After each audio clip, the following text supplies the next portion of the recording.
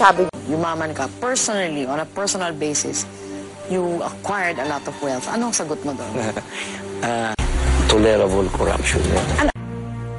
Pero hindi lang sa panahon ng eleksyon lumulutang ang mga alingas-ngas tungkol sa pag-aari ni Jojo. Naging paksa ito ng isang special report ng Newsbreak magazine noong 2001.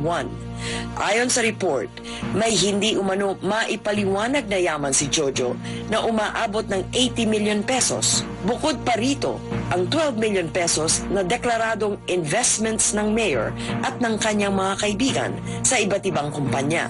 Ang artikulong ito ay nanalo ng Jaime V. Ongpin Award for Excellence in Journalism.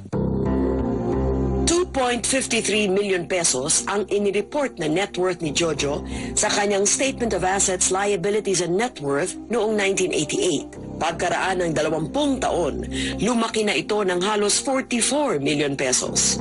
Kasama sa deklaradong pag-aari ni Jojo, ang ekta-ektaryang lupain sa Makati, Muntinlupa, Laguna, Batangas, Cavite at Bataan.